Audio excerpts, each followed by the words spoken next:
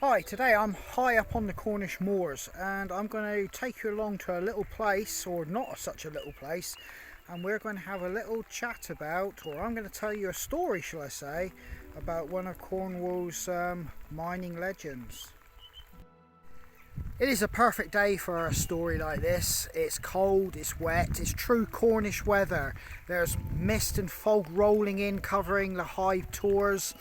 And indeed, you can actually physically see it coming up. It's moving. It is almost like it's alive. As I've said, this is the weather and the weather conditions true to Cornish mining and what they would have seen. Not the clear blue skies, the beaches, the perfectly manicured countryside you see on the holiday programs. This is true, real Cornish weather. Rain, wind, mist, or mizzle as they call it down here. And we are heading over to this tin mine. That is the quintessential picture postcard view of Cornwall, a tin mine. But that was possibly the last thing a Cornish miner would have seen before his death. And indeed, the first thing he would have seen when he came up and rejoiced at actually coming to the surface again. Making my way down the track, and you can't help but feel the heavy air of industry and times gone past, even in these weather conditions. And indeed, it actually makes it even more atmospheric. So I've now come up to the mine entrance here. There's a horse there. That sounded quite dramatic, but I'm making my way now into the mine proper, or the engine house, shall I say. And you can start to get to grips with how big this building is. I'm going to make my way up into these steps to keep dry, hopefully, inside the engine house. Although without a roof, I suspect it's a lost cause.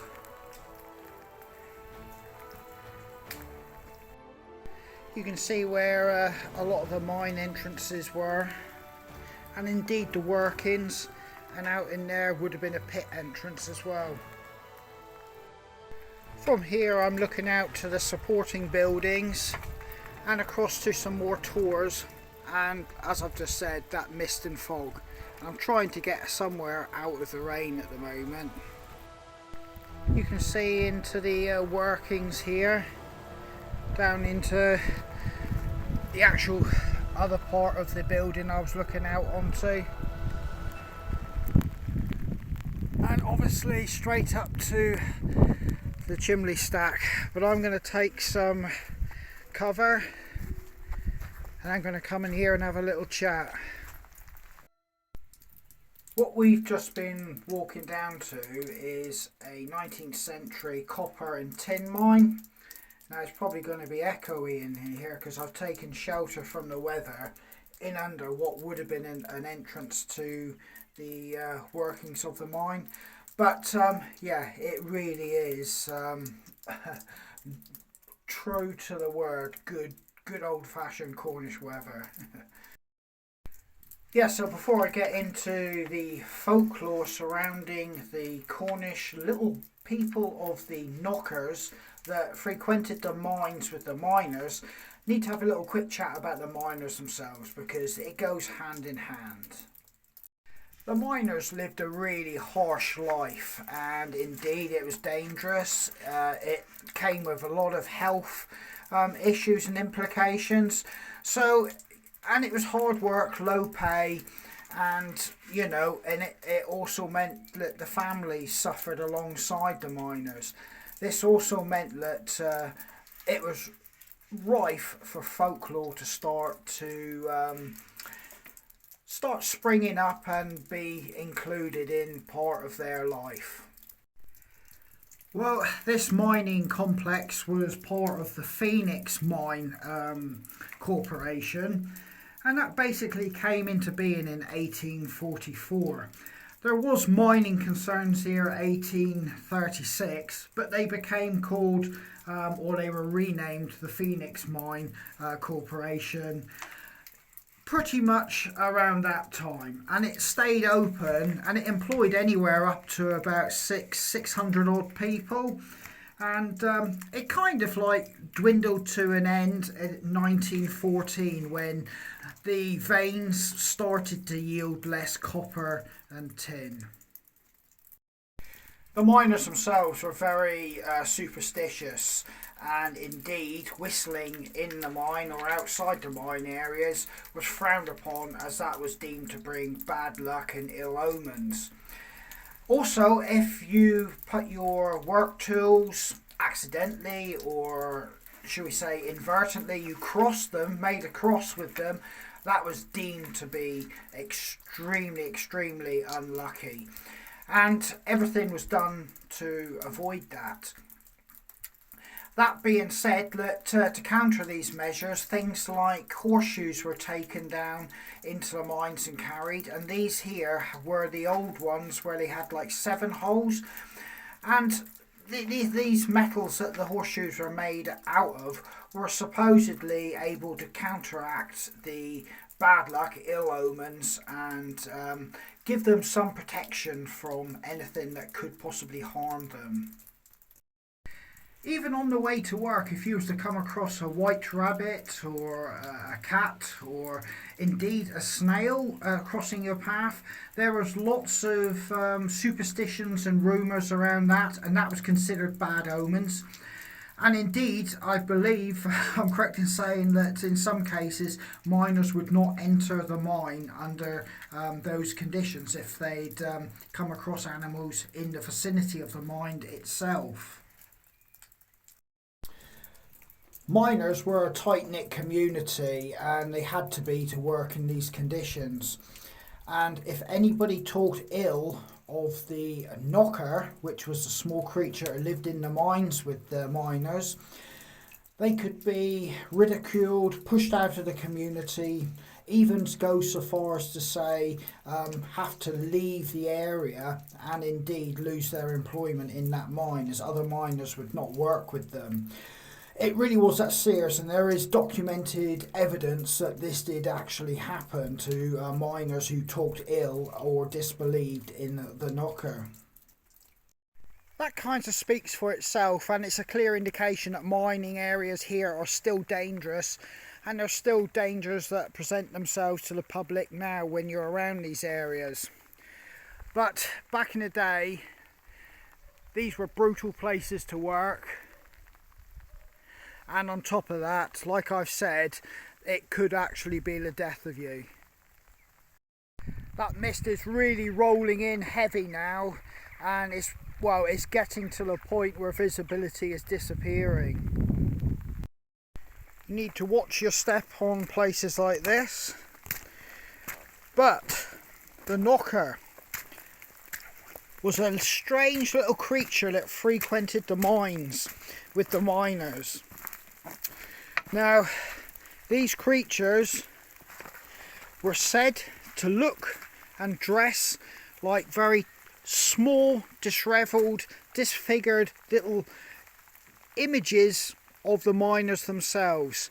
They would wear hats with little lanterns and, well, candles. Their boots, if they had them, were dishevelled, in disrepair. Laces missing, trousers would be ripped, shirts would have buttons missing. In fact, they were, if in all intents and purposes, they looked a very, shall we say, dishevelled copy of the miners themselves, but in miniature and with grotesque, oversized heads, noses, and they really didn't look, shall we say, the most pleasant to the eye. Right, a lot of the miners would say you could hear these little creatures working in the deepest, darkest parts of the mine, And indeed, a lot of the miners would say it was in parts of the mine that nothing was happening, or there was supposedly those bits of mine had been closed off or worked out. But these noises could be heard knocking away, and it was these industrial little creatures busy mining and being very industrious, although to no real purpose. There's also the fact that if you was to follow the noises, some people would say it would lead you to your riches, as they were taking you or guiding you to the richest lodes and veins of ore within the mine. And yet again, some would say they would be taking you to the parts of the mine where there was literally nothing, and they were just playing a little trick on you. The miners would leave food in corners of the mine just to appease the knockers, and as a goodwill charm to them and an offering. Some people have said that, you know, they will play tricks on the miners, like pranks, like hide their tools, steal their food, and things of that nature. And indeed, you know, they will actually lead miners astray by playing tricks on them, and a lot of, shall we say, mischief was played on the miners by these creatures, and miners kind of accepted it, and they wouldn't, shall we say, bad-mouth them for fear of retribution from these little creatures in the mine. Some people would go so far as to say they would actually warn the miners of impending danger with their knocking and banging. It would signal to the miners that the mine was about to collapse or come in on them. And then again, there was the evil side of it, where a lot of miners said they were actually knocking out the pit supports and taking the roofs down, and actually leading miners to their deaths, or indeed bringing the whole mine system down in on the miners to cause damage, hurt, and indeed death to the miners. So they were revered, respected, and also feared. Even today, some people say deep underground these old mines, the knockers are still working away, and you can actually hear them on a quiet, still night when the moon is out and everything is so still, not even a breath of wind. And you listen hard, you can hear the tools banging away underground, shovels and picks going, mining away, doing their industrial deeds, but not actually getting anywhere or making any real progress. Almost like they're eternally stuck, having to do the same task day in, day out underground. Coming up these steps to this mist, which has really come in heavy now, you can't help but get a sense of superstition, folklore, and the supernatural. It has come in really thick. And that leads you to believe that it could be brought in here by malicious means. When this mist comes in like this, it really does show you that if you're an unwary traveller, walker or hiker up on this high ground here, you could easily be, shall we say, disorientated and, shall we say, get lost and find yourself somewhere you don't want to be. I've had to come down to this old mine shaft in a forest, right down in the valley, to escape that mist that was chasing me. Perhaps me talking about the knockers brought their vengeance, and they were chasing me off with that mist, rain and fog. But I'm down in the valley now. Yeah, this is a disused mine shaft, and it's the entrance in a forest, as you can see. The perfect hiding spot for the knockers to live out their lives now in peace and quiet. The thing is, as the Cornish miners travelled, they did go to America, and indeed the knocker went with them. The Americans call it the Tommy knocker, and in other parts of the UK they have different names they go by. So with light fading and this mine entrance opening up in front of me here, it really has to be asked, if you were to come here on a very clear, calm, non-windy day, would you still be able to hear those knockers inside this mine shaft working away to no avail, but every day, every night, still down there with their picks and shovels, knocking away, tapping and cutting into new veins of ore? You have to ask yourself that, and if you were to stand here, you'd be hard pressed not to think that they could still exist down there. For me though, this is Andy from Folklore Hiking Sticks. It's time for me to make a move home before real darkness comes in. And these knockers from up on the moors seem to be chasing me, because that mist and fog is now coming down into the valley. So I do need to scamper off home. All the best, stay safe. Andy from Folklore Hiking Sticks.